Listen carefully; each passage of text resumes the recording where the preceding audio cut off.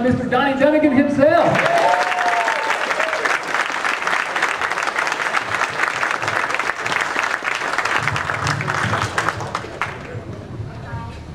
All right, Donnie, let's talk a little bit about Son of Frankenstein. How about that?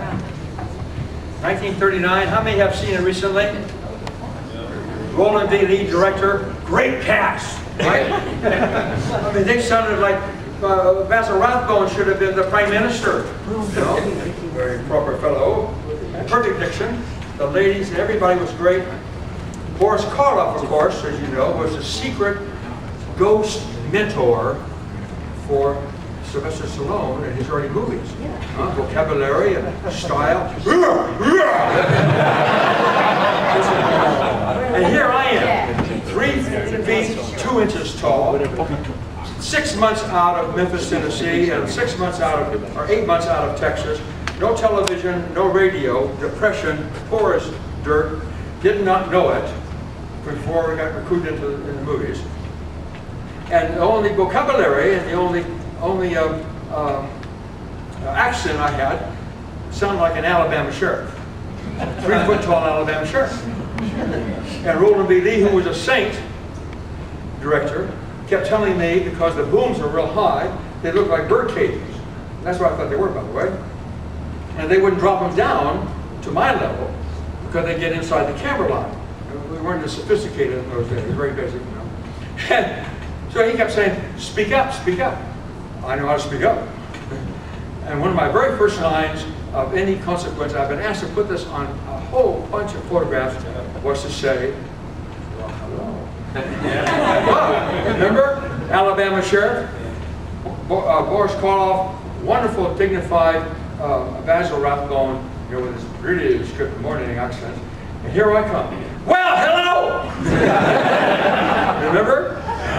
In the rehearsal, I slipped, true story, and said, I don't remember. Well, hello, you all!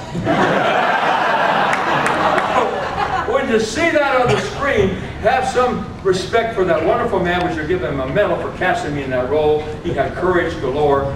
Wonderful director, Roland B. Lee. Well, hello!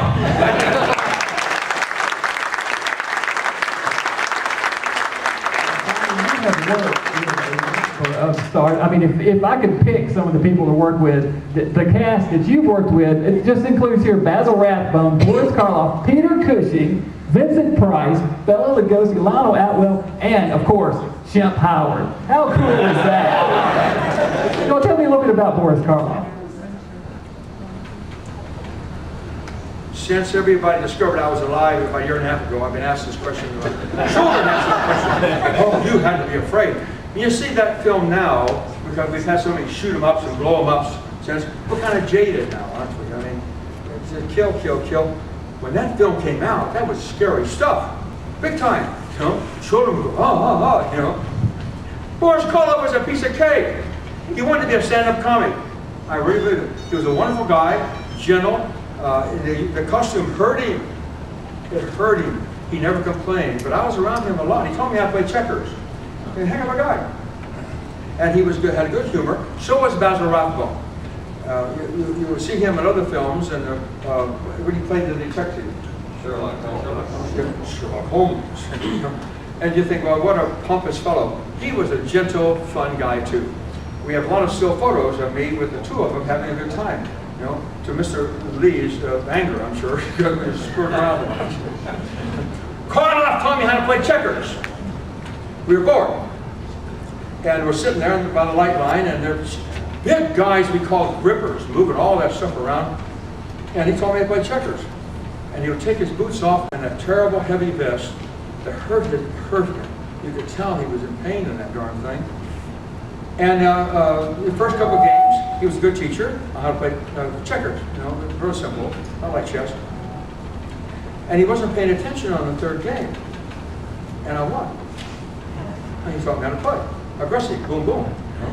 We're playing for quarters. I was making everybody a lot of money somewhere. I had no money. I'm constantly hustling ice cream. I have no money. I want my quarter. And he's sitting there, the grippers are watching. I think Roland B. Lee was watching. And he caught down on me. Now I love him, okay? Because I said, I'm a costume, I haven't got any money. Well, you owe me a quarter. Little runt kid you see on this thing telling this guy, am I afraid of him? I'm not afraid of him. So a couple of days later we played again. Now he's paying more attention, the grippers are watching, we have a great time. I won. Again, see? I'm doing what he told me to do. Now there'll be 2 quarters. I want this money. I need money. No, I'm really pressing him now. I want my quarters. Can you imagine, I don't know what it means. Can you imagine him getting up, this terrible vest he had on was off, he had slippers on, he hated those boots, and now he's going to give me the routine about not paying me quarters. He would, roar, you know, and I waited back to him, roar yourself. You know? The Clippers had a ball. I remember this, I'm a kid with a decent memory. They had a ball. He gets up, takes my hand, we have a photograph of this, and takes me, with everybody following, over to his trailer. He had a trailer inside the sound studio, the private dressing room kind of thing. And he's really in character. And he goes inside, comes out with $50. I'd never seen a $50. A shiny $50. This is 1939, November. Okay, I think it's Mickey Mouse money. I don't want quarters. Okay? I wouldn't take it. You've got to see him. All these grippers. These are big guys, you know, like the NFL guys, you know. And the grippers are really getting on him, you know. And to see him come out of character and plead with them, this is real money. Tell him. This is real money. If I was a director, somebody should make that scene because it was just crazy. Finally, I realized it was real money, and I took the $50, and he took my hand and we went back.